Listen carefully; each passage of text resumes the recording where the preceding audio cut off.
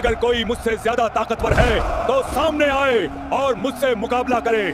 इस दुनिया में 4 ऐसे बादशाह हुए जिन्होंने पूरी दुनिया पर हुकूमत की और उन्हीं में से एक था नमरूद, घमंड और ताकत में डूबा हुआ बादशाह। वक्त के साथ उसका घमंड इतना बढ़ गया कि उसने खुद को खुदा कहना शुरू कर दिया। जब हजरत इब्राहिम अलैहिस्सलाम ने उसे अल्लाह की तरफ बुलाया और कहा कि रब सिर्फ एक है, तो नमरूद हंस पड़ा। उसने अकड़ के साथ कहा, अपने खुदा से कहो कि वह अपनी फौज तैयार करे, मैं भी अपनी फौज तैयार करता हूँ, फिर मैदान में मुकाबला होगा। नमरूद उस दौर का सबसे ताकतवर बादशाह था। उसकी फौजें, उसका तख्त, उसका रौब, सब कुछ उसे मदहोश कर चुका था। उसने अपनी ताकत दिखाने के लिए एक ऊंची इमारत बनवाई, उस पर चढ़ा और आसमान की तरफ देखकर चिल्लाया, अगर कोई मुझसे ज्यादा ताकतवर है तो सामने आए और मुझसे मुकाबला करे। लेकिन नमरूद यह भूल गया था कि अल्लाह को अपनी कुदरत दिखाने के लिए न तलवार चाहिए, न फौज, न हाथी, न घोड़े। अल्लाह ने अपनी कुदरत दिखाने के लिए सबसे छोटी मखलूक को मैदान में उतारा, मच्छर। वही मच्छर जिन्हें इंसान हाथ से झटक देता है। अचानक आसमान से लाखों करोड़ों मच्छरों का झुंड उतरा और नमरूद की फौज पर टूट पड़ा। हर चीख में अजाब था, हर हलचल में तबाही। फौजें भागने लगी, सिपाही गिरने लगे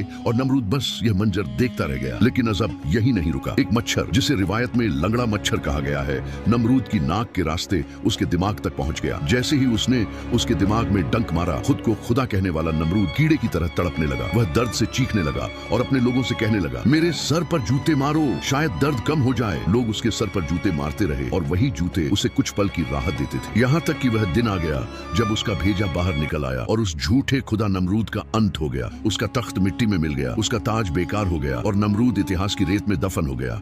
क्योंकि जब इंसान खुदा बनने लगता है तो अल्लाह उसे याद दिलाता है कि वह सिर्फ मिट्टी है और अल्लाह हर चीज पर कादिर है। दोस्तों, क्या आप भी गैर मुसलमानों की तरह बिना लाइक सब्सक्राइब किए स्वाइप कर दोगे? तो लाइक सब्सक्राइब जरूर करें ताकि एक भी इबरतनाक इस्लामिक वाकया मिस ना हो। कमेंट में अल्लाह के प्यारे नाम लिखें, या रहमान या रहीम, और इस पैगाम को आगे पहुंचाएं।